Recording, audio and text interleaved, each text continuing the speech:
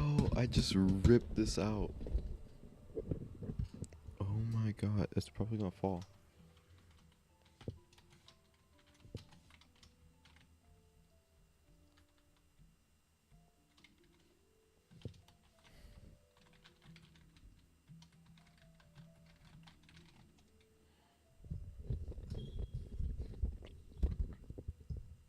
I don't think it'll fall right now.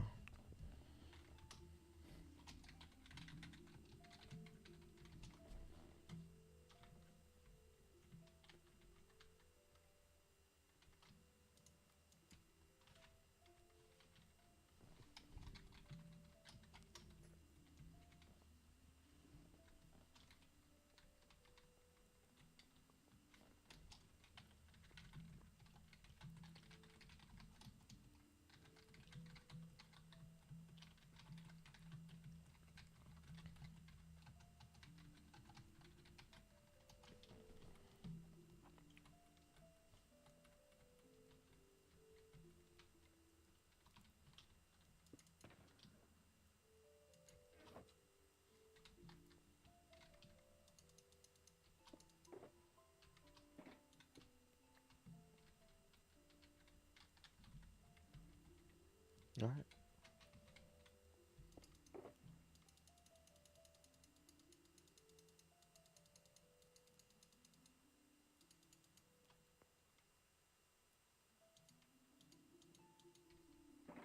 Where'd he go?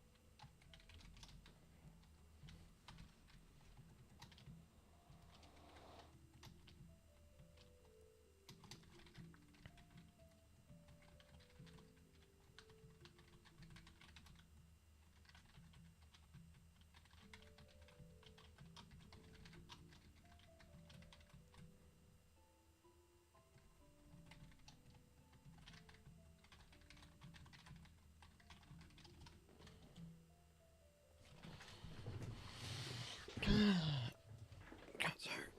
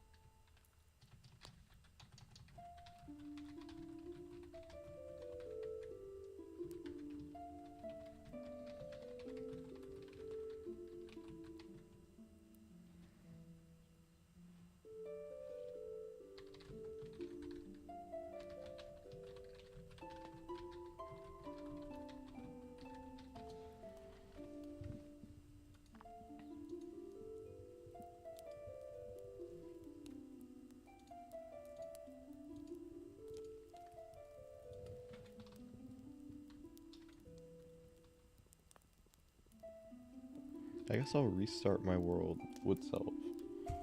Like, in a sense.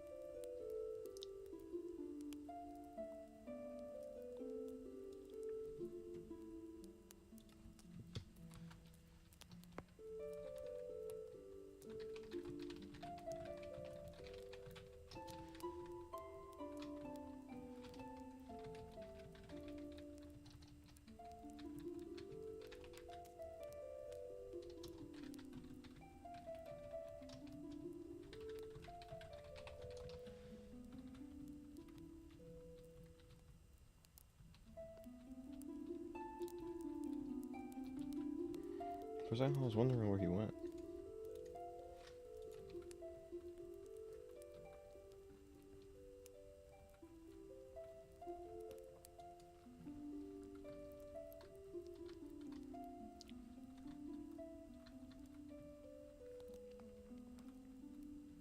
And I still am wondering where he went.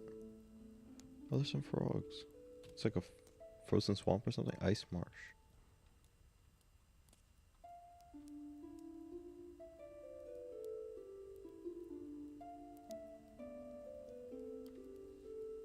I lost them.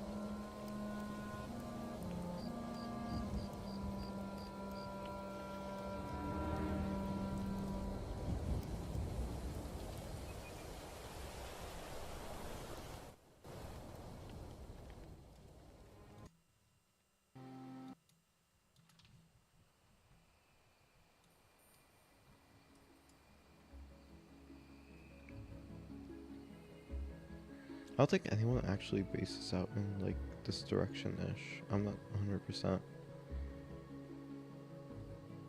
I know there's like one direction where no one like is at all.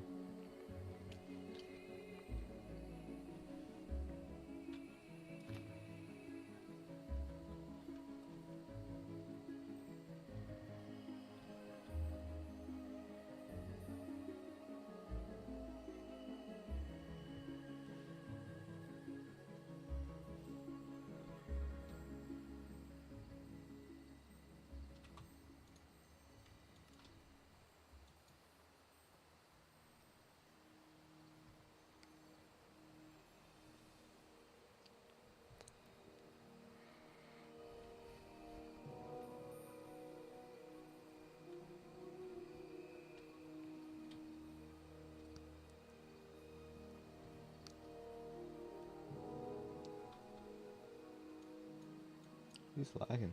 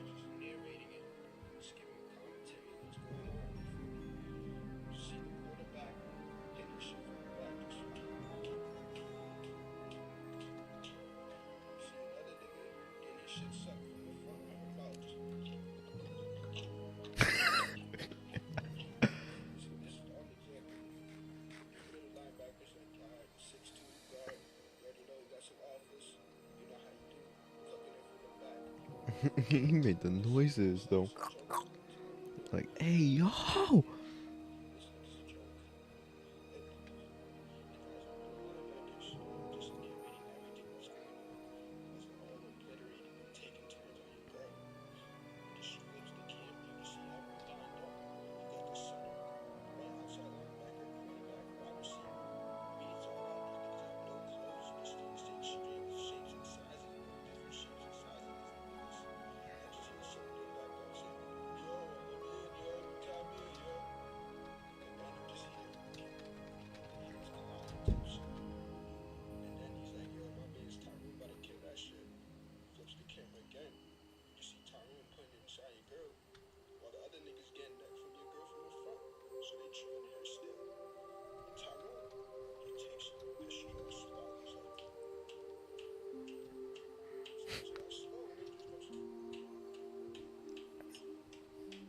Yo, what's good, quiet kid? How you doing?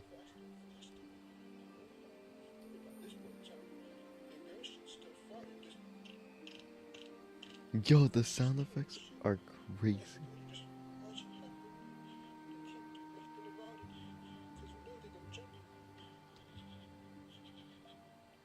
Yo.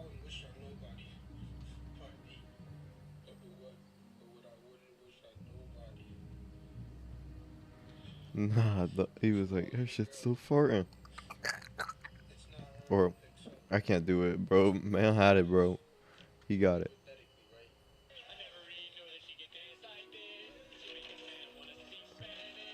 Come on,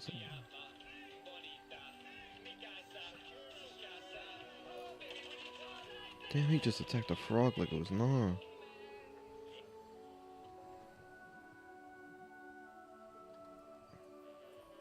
I keep getting like these dark fantasy things to like, I don't know. But how you doing tonight, quiet kid? I might hop on Roblox after I'm done playing some Minecraft. I do want to play a little bit first. Right now I'm embarking on a journey with an old friend, you may say.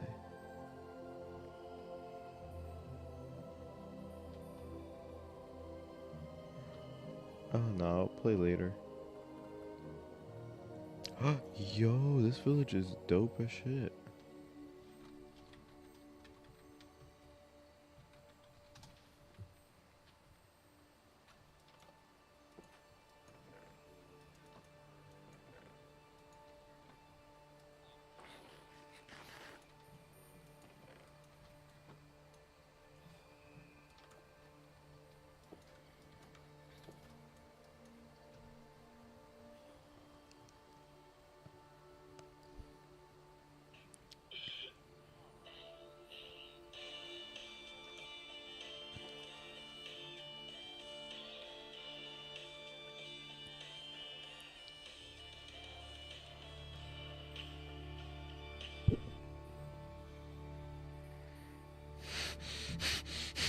I'm screaming.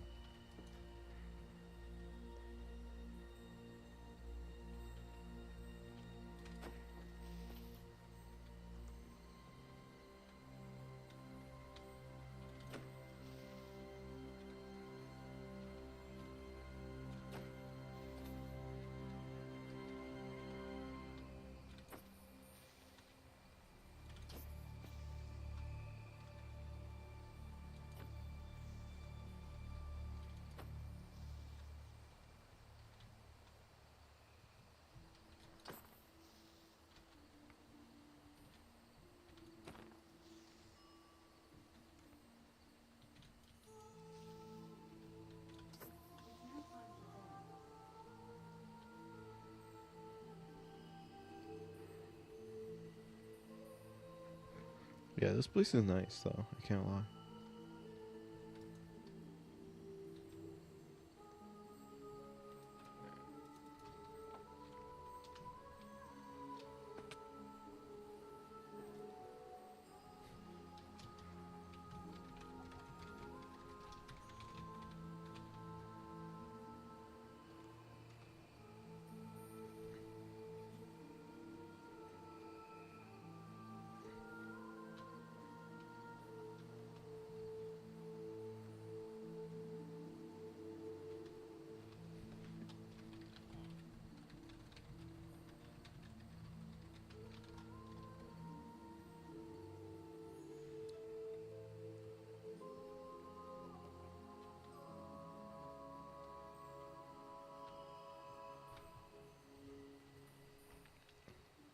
This place is really nice. Like, holy shit. Like,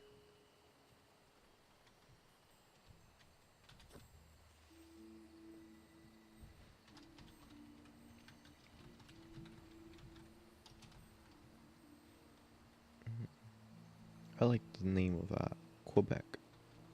Just stole Canada's capital.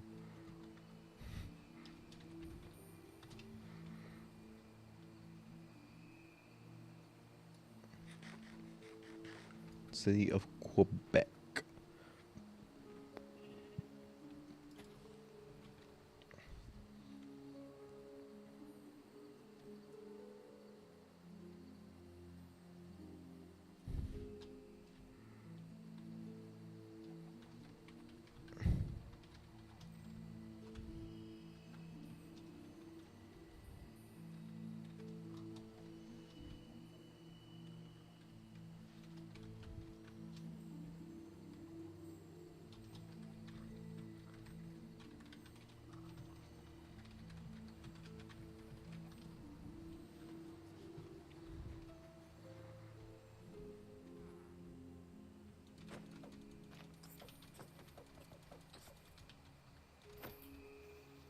Go, this motherfucker about to get pulled up again.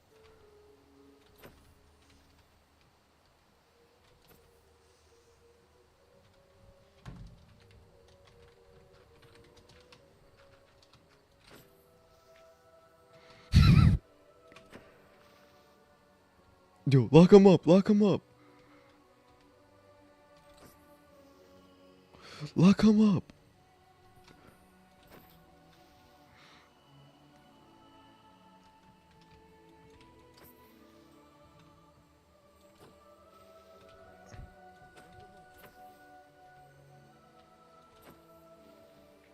Lock that boy up.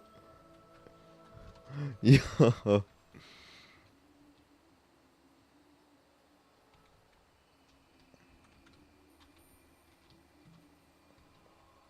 don't know if he'll ever despawn.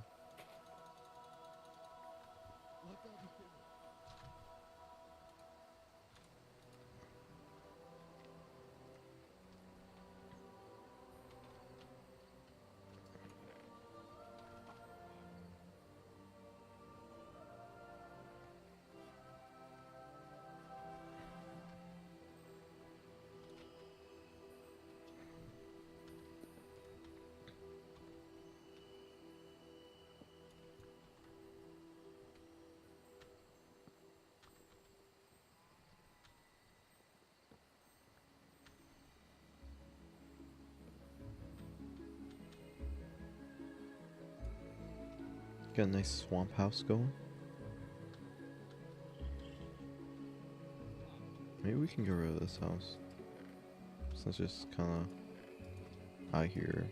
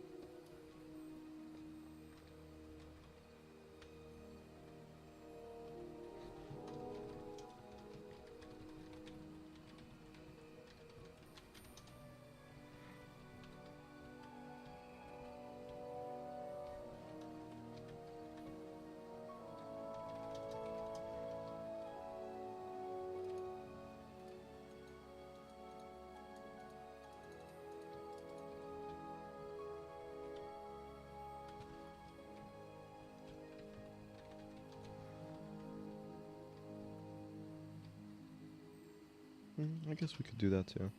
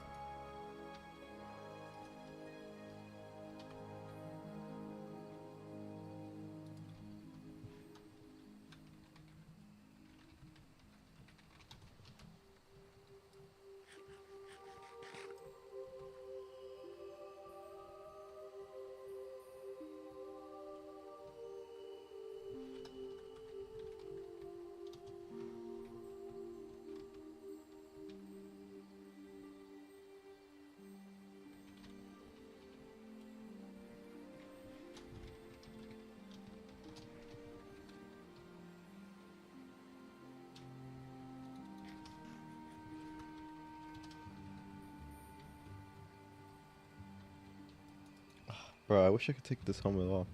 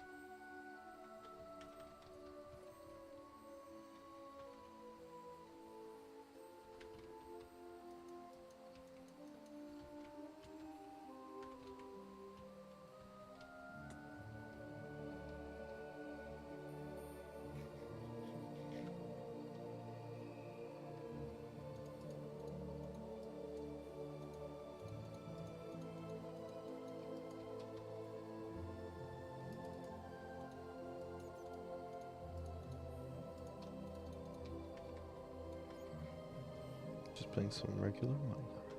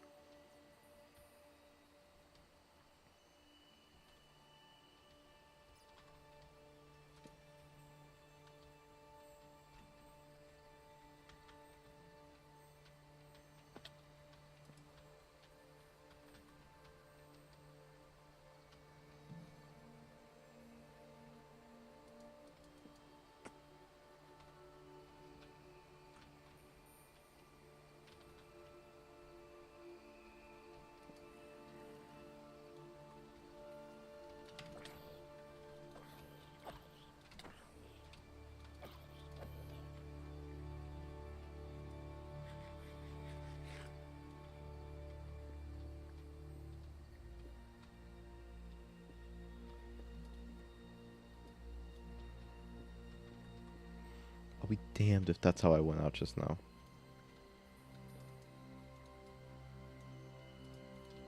If that, after everything I've been through on this world, I restart for 1 second and I died to a zombie. Imagine. I'd be done. Boom, it just left. Never looks back.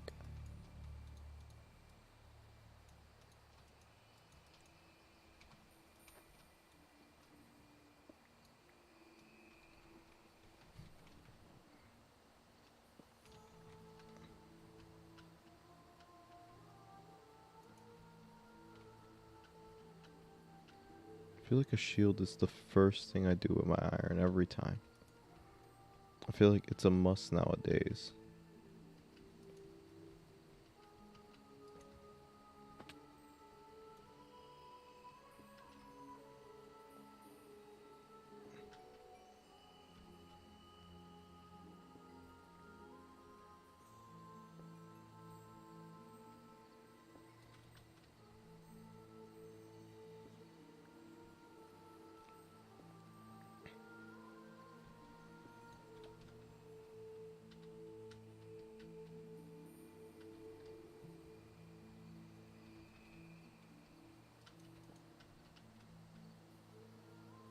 That's cool.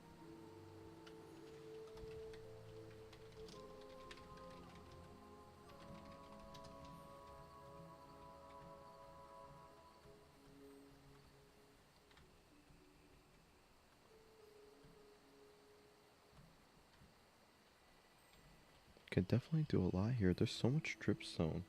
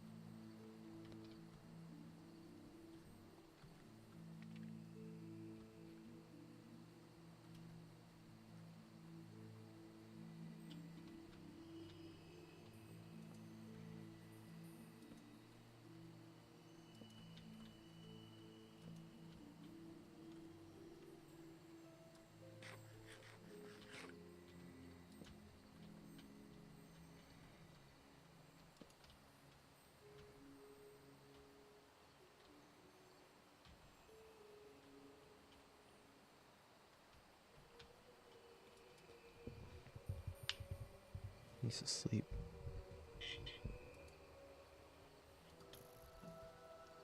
Oh, he finna die.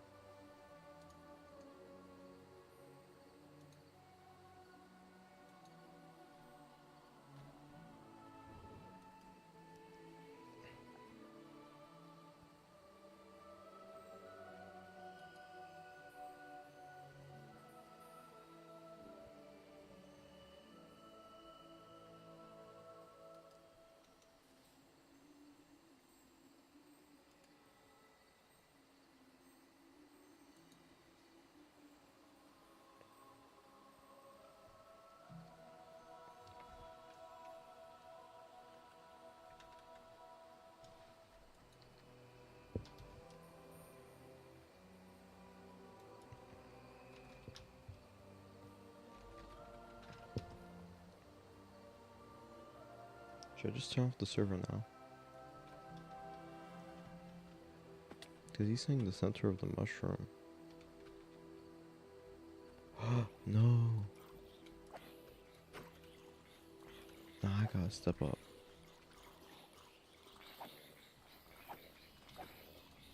Oh, they're not taking the knockback. What the fuck?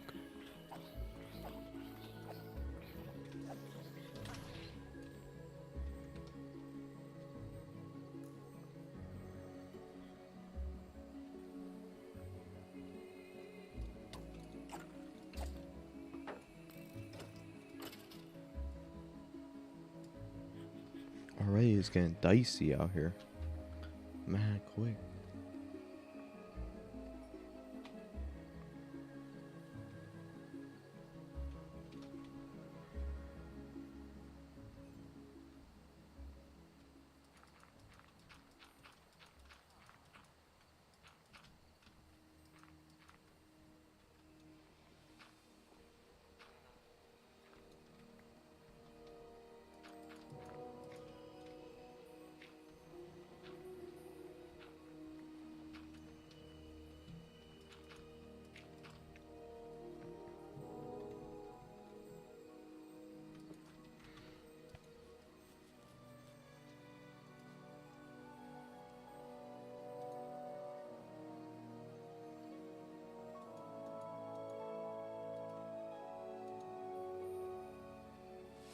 Wait, how do you damage this?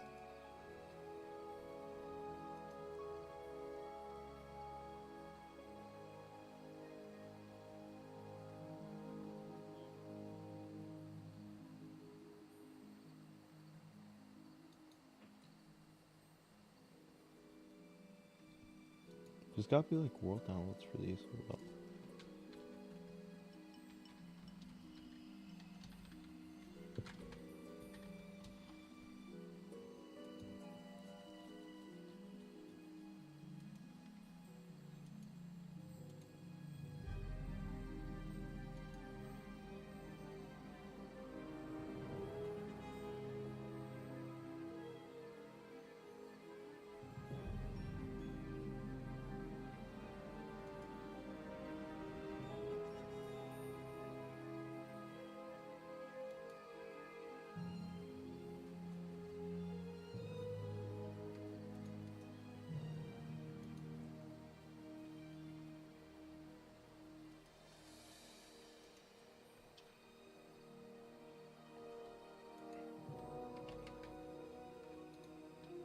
You search a fit MC musical artist. I'm dead.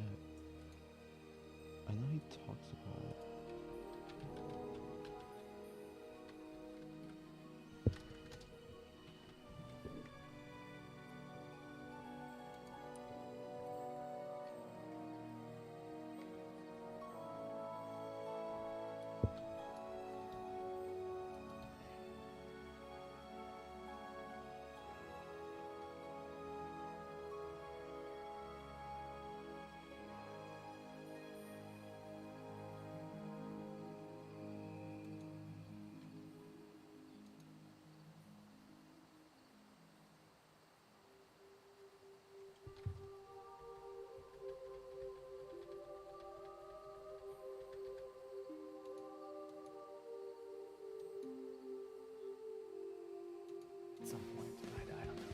they may be doing maintenance or something. I just we'll have to deal with it. But at any rate, music's a tiny bit loud.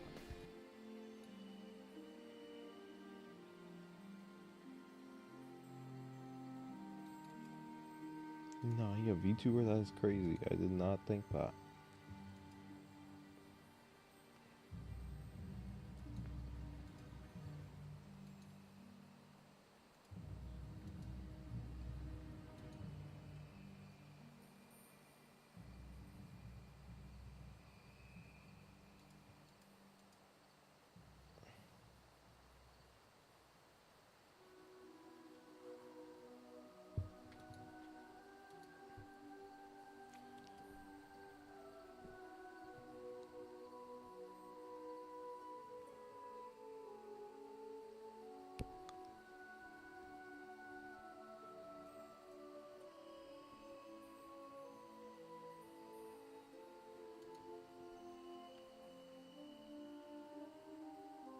I actually want to tour this base. Hold up, let's look at it.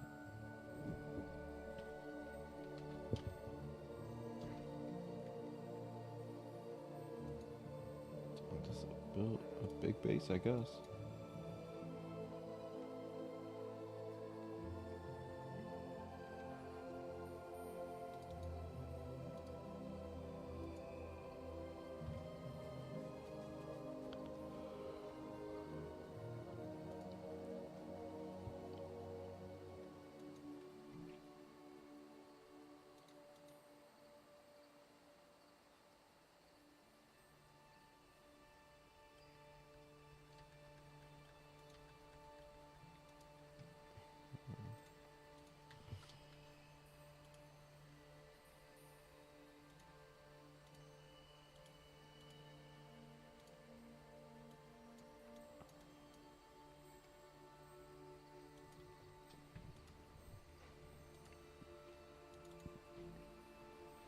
I want to see how this looks.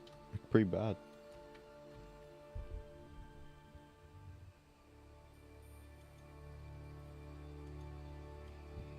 Actually, might take inspiration from some of the builds.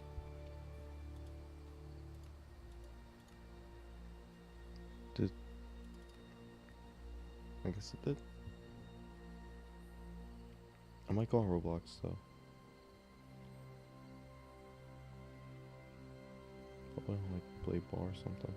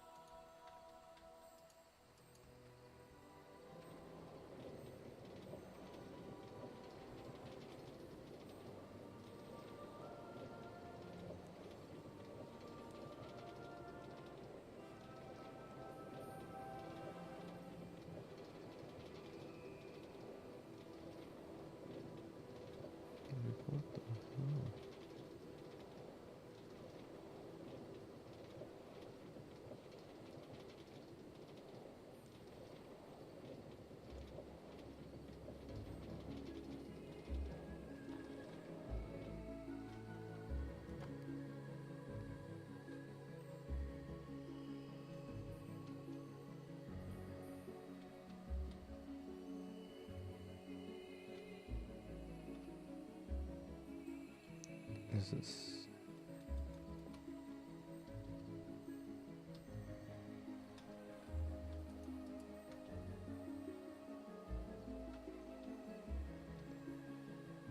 wow, that's honestly crazy.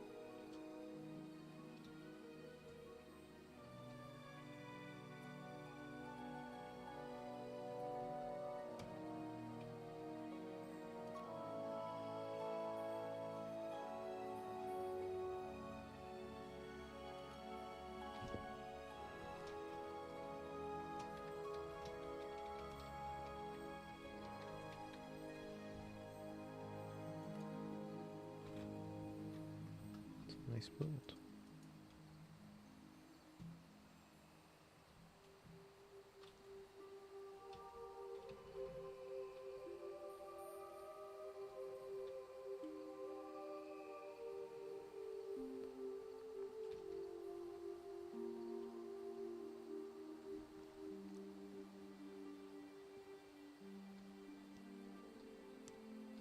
They have two.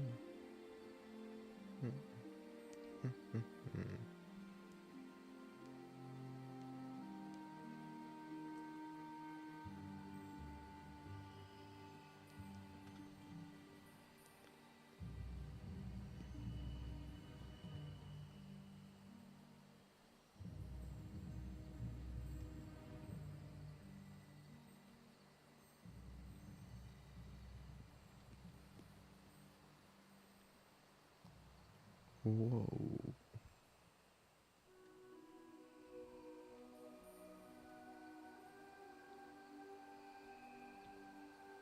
Oh, there's more.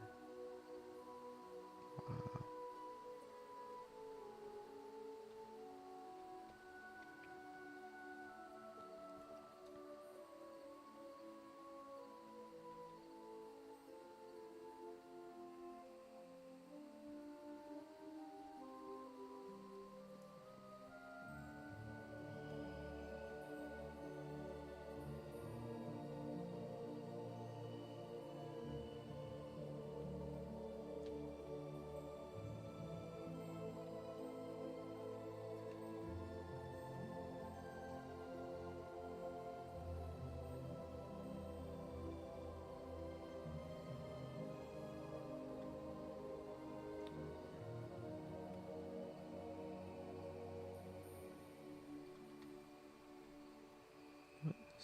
It's like an item sorter slash like duping.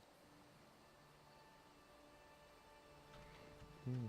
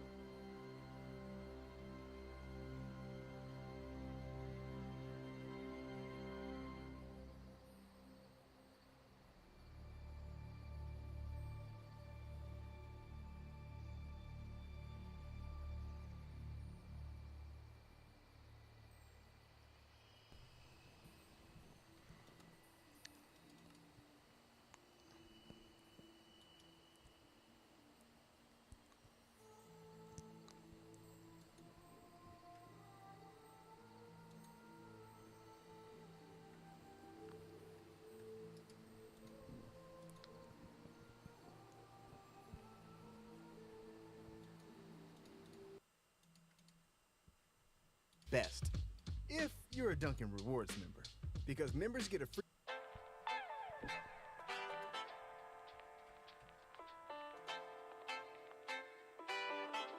The WWE's development of stars in the entirety of the 2010s was a complete disaster. The company at times would force certain superstars on the fans, while the men and women fans wanted to see in that top tier never reached their full potential. Just look at all the stars who felt like surefire things in NXT, only to make it to the main roster and be completely lost, be stripped of their tangible traits, given hard resets, and in many cases, slowly disappeared from the company as a whole. The WWE also had their own aspirations, especially in the 2010s when the carryovers from the Ruthless Aggression era were slowly winding down their careers. Pushes given to the Sin Caras, Rybacks, Cavals, Jack Swaggers of the world in hopes to rebuild the roster. But the problem with those guys were many of them couldn't connect with the fans. It was essentially the WWE telling you who to cheer and who to boo. They put stock into people who ended up being busts and couldn't reach that big time potential. Ever since the Ruthless Aggression era came to an end, WWE just could not assemble a multifaceted,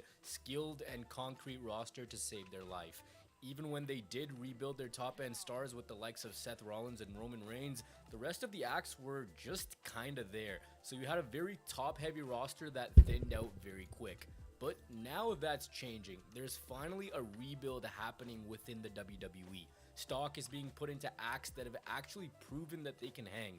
The fans want to see these people. The WWE has a new core on the rise, and that core is being built in an organic way. And one of the guys at the forefront of it is LA Knight, arguably the hottest act in WWE right now, bar none. What makes him so special is his ability to make fans feel. He can make people laugh. He has the distinct ability to naturally come up with punchy zingers and smooth one-liners. It's a gift of gab that very few possess.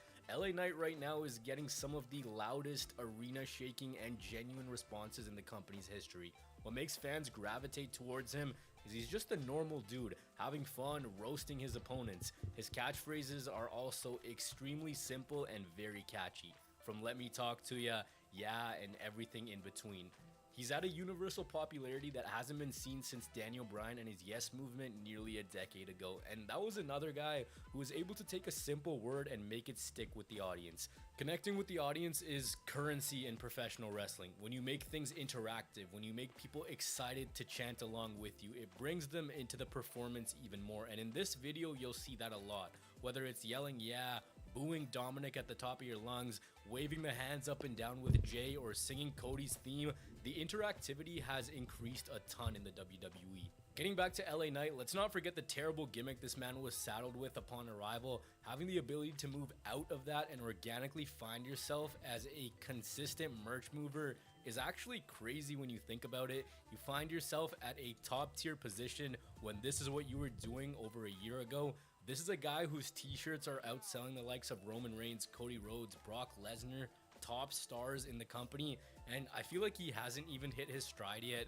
It's clear that the company does see what they have with him. The WWE has been putting him in prominent spots on their branding, letting him get moments with their biggest stars, and it feels like the best is yet to come.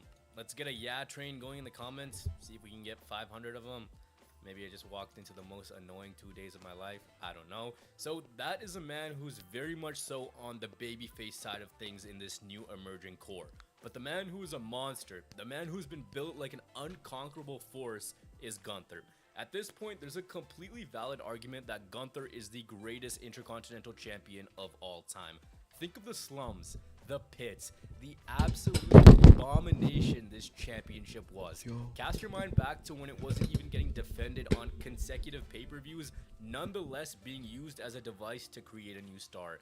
The WWE in their push of Gunther has done two things very well. The first is rejuvenate the Intercontinental Championship, and the second is create a monster final boss in Gunther, someone who faces competition head on and is believable in that role.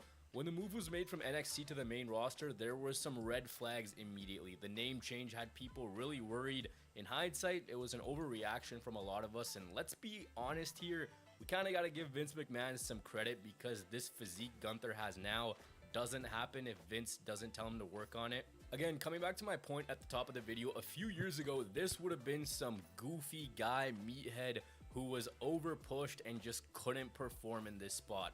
But they've made him. They've given him legitimacy, and I will say, everyone always talks about rookie years, your first calendar to calendar year in the WWE. Gunther's isn't getting the due just yet. He debuted in April of 2022 and put on some classics while also being propelled into the top tier of the WWE.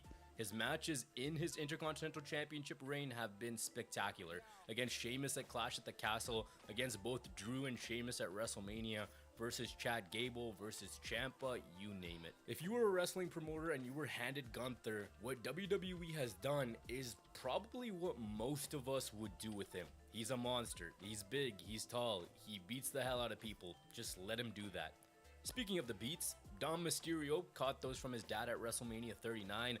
And look, every single YouTuber under the sun has made a video called How Dominic Became Big, Why Everyone Hates Dominic. You guys know the videos.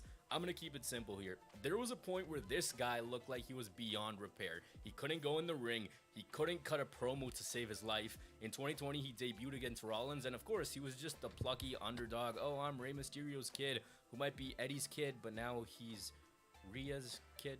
Anyways, he just didn't have the layers to him. He had no tangible trait that made you go, oh, this guy's really interesting. Well, one simple heel turn and a stable with the Judgment Day made everything turn around for him. They made Dominic be scummy. They made him do nasty things to his dad. They made him into a cheap heat magnet at times, let's be honest. And now he's slowly finding his way. What a few years ago looked like an extremely forced project now legitimately seems like can be a face of the future, and a face of the future for a long time. He's receiving some of the loudest boos. Like, the guy doesn't even say anything. He just puts a mic to his face and he gets drowned out by boos. At 26, it seems like there's a long road to go and he'll be with the company for a while. It finally looks like he can make some noise. When thinking of a guy who can make noise, Jey Uso. Look, coming out of a tag team, it's so hard to find your way, and sometimes what ends up happening is those guys who look like they could find their way after a tag team's breakup just can't.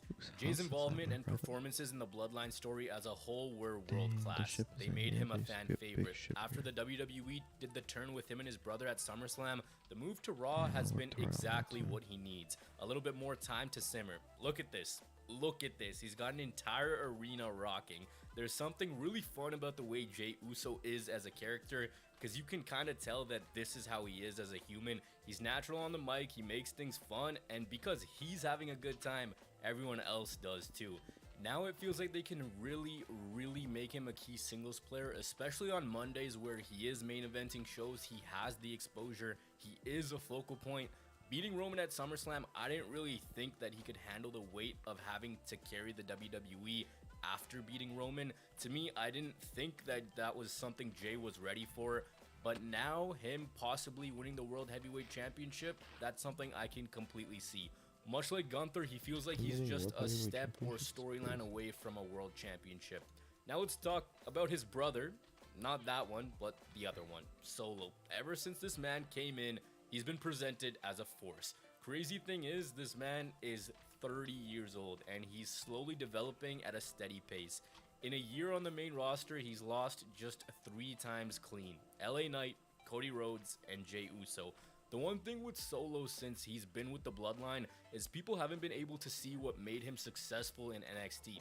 Working with Roman's given him that exposure. He has all the tools to slowly work his way up and become someone to be right there with these guys. There's been rumors that WWE want to do something with Solo and John Cena, and if you do that, that's huge. He's always in the ring with the biggest WWE stars. He's got the look, he's solid in the ring, and in-ring acumen is the forte of Chad Gable, who feels like he's just going to be the wrestling machine of this crop.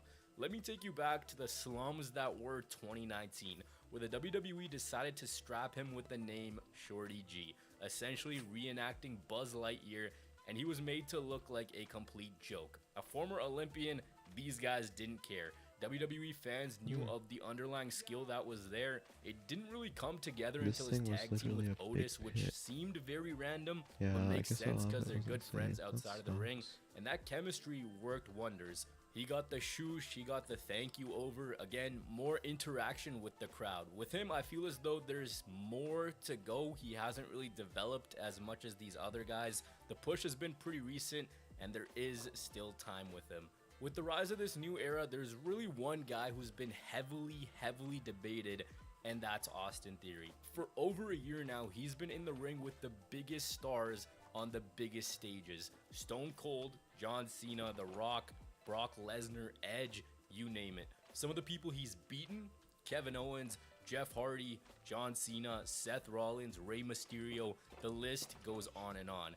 There's a huge problem with Theory, and it might need its own separate video, and that's his booking. Look at all the stuff I just named. Does it really feel like he's done all that? Probably not. I always go back and look at Randy Orton, where he was taking out all these guys, and it actually felt like he was doing that, and there was some spark in the performance. He beats a guy, and it feels like, oh, that happened, instead of being parlayed into bigger things. Theory's got a fantastic look. He's really sound in the ring, and he's been holding himself a lot better on the mic recently. He just needs that reset. He just needs that one thing to get him over the hump, because he feels directionless at times. It's like telling people, look, this guy is going to be huge moving forward, but you present him as, yeah, don't worry, he's going to be huge moving forward, but we're just going to kind of wait, and he's done all this stuff, but we're going to make it feel like he hasn't done all this stuff. Not a lack of skill, just a lack of creative. Now with him, there's also Grayson Waller, who feels like he's closer to what Theory should be, if that makes any sense. Anyone who's watched NXT knows Waller's gotten nerfed on the main roster. He can be a bigger sleazeball. He can make you absolutely hate his guts. Again, another guy who's just natural at being a pest. The WWE with him has given him tons of big segments with his Grayson Waller Effect talk show. Triple H loves his NXT guys, and since August of 2020, the NXT to WWE transition has been so much smoother. The days of jarring changes to superstars really seem like they are gone.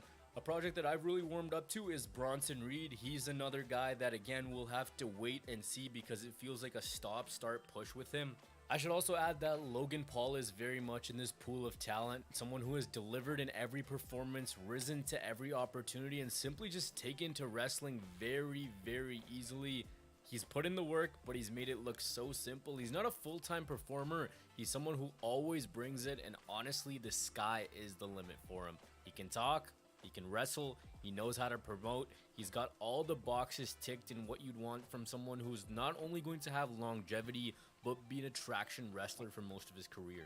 A lot of names that are slowly building their way up on the men's side. On the women's side, the division really is ran by two women, and that's Bianca Belair and Rhea Ripley. Both of them have been on that John Cena and Batista trajectory. Let's go back to 2021 where Bianca won the Royal Rumble.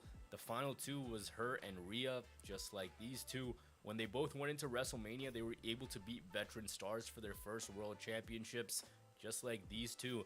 Aside from a few stare downs here and there, they've kept the two completely apart for the most part, and it seems like they know what they're doing with the two, setting them on mirroring paths, only for them to eventually clash and it be marketed as the new faces of the women's era clashing. These two are the cornerstones of the women's division. Bianca, as the ultimate hero with feats of strength, checks all the boxes for the WWE, the ideal spokesperson for the women's division. They fast-tracked her and it really worked.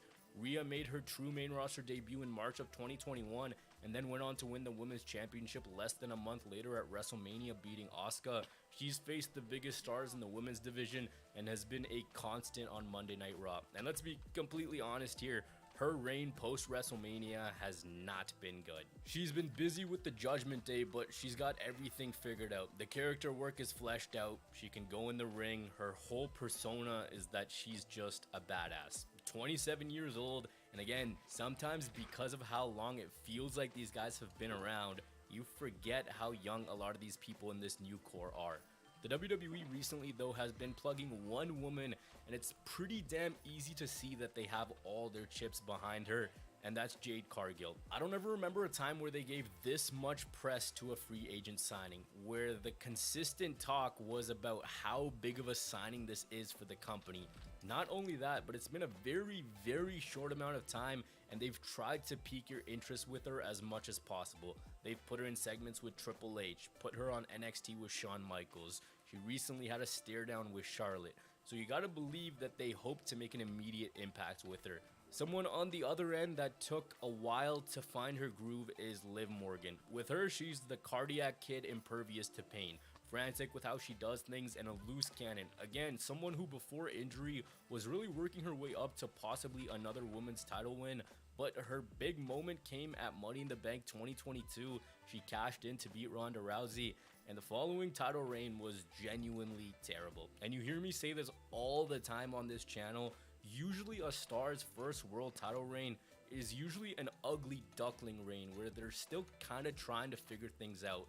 Then she rebuilt, she started to find her way again, just doing all these crazy spots. That got put on hold because of injury, we'll have to see. One of the things I've also really noticed is the company is very, very high on Raquel Gonzalez. If she can get away from the whole I have a big back thing as her personality and actually just become a killer like Rhea Ripley, could really work with her. She's got the Apollo Crews problem, smiley, unpolished, but just needs a change to become bigger.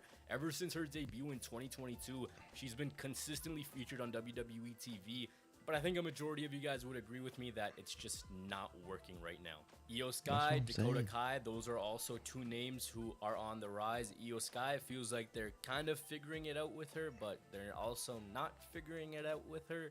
I'm gonna finish off this video with a person who sounds really weird to say in this, but really is the top player in this new pool of talent, and that's Cody Rhodes. Right now, it's very much so Roman Reigns' era. He's the marquee act, he's the guy, he's the one who's relied upon to carry the company, but we're yet to see Cody get his crowning moment. Weird to say it with his age, yes I know, but he doesn't really fit into the Reigns-Rollins generation. He doesn't fit into that early 2010s generation either. I don't think you could consider him a star at that time. To me, with this next crop of talent, he's the one who's going to be relied upon to be the guy, to do the media, to be the merch mover, and do everything in between. He's proven through his work ethic that he can do it. Yes, I know it sounds weird to say, but he's the babyface, role model, face of the company that's been missing since John Cena. And let's be honest, this new wave of talent really started to develop after Cody returned in 2022. That's where everything started to get going, and I guess you can't really script these things. What's even crazier is there's still a cupboard full of prospects yet to come in and take over the WWE. Carmelo Hayes, Braun Breaker, Ilya Dragunov, Tiffany Stratton, the Creeds, the list goes on. And what's nice to see is at this point, yes, these guys haven't moved over to the main roster, but they're still being showcased. Like, hey, look, these are the guys you need to keep your eyes on. These are the people of the future. Breaker, Hayes, and Dragon Lee have already been on main roster shows. Becky Lynch has been working with Tiffany Stratton. The whole thing feels like it's one coherent structure between the two brands. NXT right now actually seems like a proper farm system for the WWE. There's stars who are getting endorsed right there, and you can see it. You can see that they have a long-term plan for them. Look, I'll be honest, I ragged on the WWE so much that these guys could never put together a competent and exciting roster to save their life. But it seems like it's slowly coming back together. Every time you go online, all you see is the 2008 WWE roster was stacked, but maybe real soon there's another upswing coming, where the stars of days gone by meet the stars of today, meet the stars of the future. It seems like the roster is growing, and now there are multiple different acts to keep an eye on. Not just one or two acts, but multiple people going in different directions, here to tell different stories, win world championships, and make waves. Let me know who you guys think are the biggest stars who are emerging in the WWE. If I forgot someone, let me know. Hope you guys enjoyed the video. I'll catch you guys in the next one. And I knew that was gonna happen.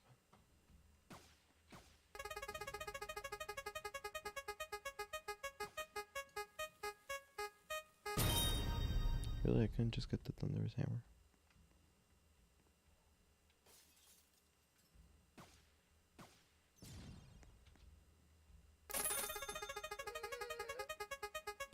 Come on, man. I get to stare at the board again. Can I just get the black hole? That waste a lot of money. Meet the new Google Pixel 8. Trade in your old phone and save.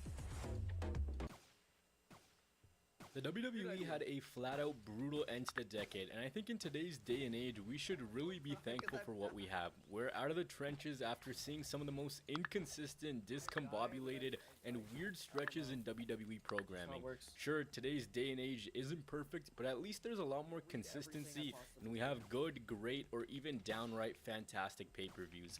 I decided to put everything in perspective and take you guys back to the final years of the 2010s, and let's start in 2017. Let's begin at the Elimination Chamber.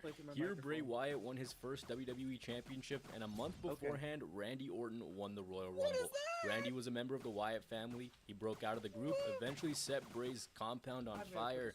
I'm pretty sure that's arson. And then we got the match. Now, keep in mind, the thing for Bray was, for the longest time, is he just needed that breakout. He just needed that title reign to skyrocket him to the top. At WrestleMania 33, he lost the WWE title, and during the match, WWE decided to project maggots and roaches and other various insects onto the mat while the action was going on. These two ran it back a few weeks later at Payback, but this time WWE wanted to do a cinematic match with something similar to the Hardy's final deletion. Here we got the House of Horrors match, which was not the greatest. These guys were brawling in Bray's House of Horrors, where Randy found himself in a room full of dolls hung from the ceiling. We're treated to movie-like background music, and this portion of the match ends with the fridge being dropped on Randy Orton. You're supposed to believe that this match is happening right now, with the rest of the match happening later in the night.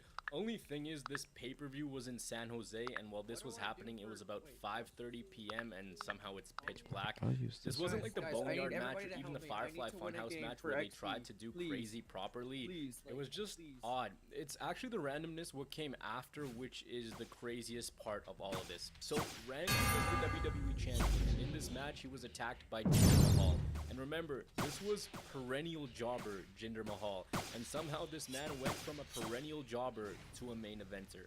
This wasn't like Drew McIntyre's Chosen One to Ultimate Glory story. No, this was literally a guy who was just a jobber a few months ago, went up to the top, and now he was facing Randy Orton for the WWE title. This was going to happen at Backlash. We got in the match. It wasn't anything crazy, nothing out of the ordinary. And then, out of nowhere, Jinder Mahal wins the WWE Championship, and everyone was losing their minds at what was essentially randomness personified. Yo, I'm Indian myself. This was cool as hell seeing some representation, but this title reign was as bad as people make it out to be. The finishes were very similar with the Singh brothers interference, a Kalash from Jinder, and that was your match. There was nothing inspiring or special that came out of this. We got the return of the Punjabi prison, and during it, Khali came back to run a very bad interference on the match. And then when Jinder retained, he thought he was the WWE champion. Heading into SummerSlam, Mahal took on Shinsuke Nakamura, a man who debuted earlier in the year and had a ton of hype behind him. Someone who had a natural charisma and fans wanted to see on that next level.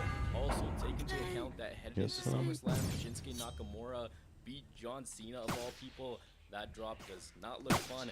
Anyways, at SummerSlam, Jinder retained, and after this, he was cutting promos on Nakamura, and I'll just let the clips do the talking here. GG. Rook the same. Damn. He only dropped the title because Brock Lesnar did not want to work with him. The reason for this whole thing was WWE wanted to tap into the Indian market a little bit more. It didn't end up happening like they thought it would.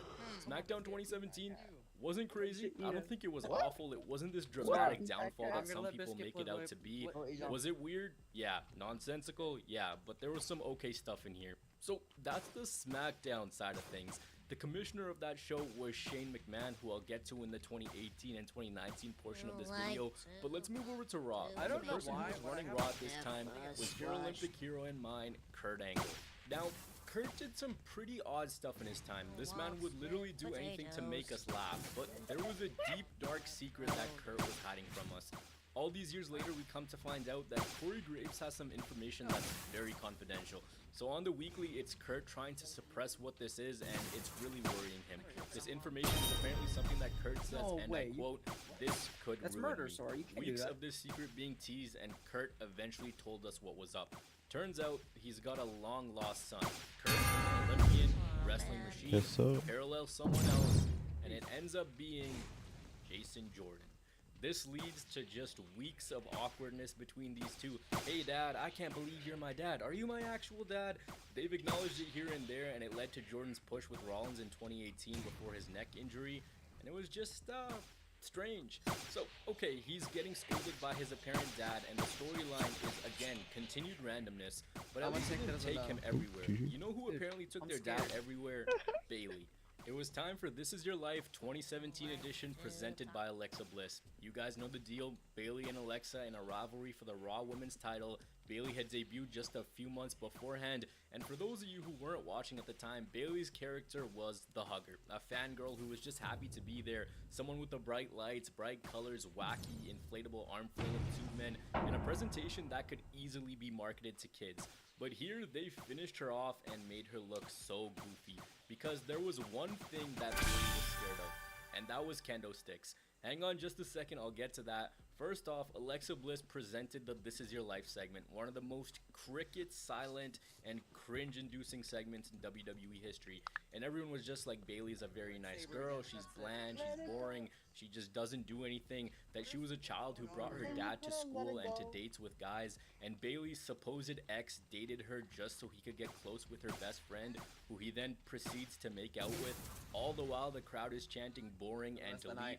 What was the icing on the cake in this was Bailey came out to take out Alexa and didn't even get the upper hand, and the match was on Sunday. You're just waiting for the punchline, for the big moment, for the gotcha. Didn't happen. But on the following Sunday, it somehow got worse.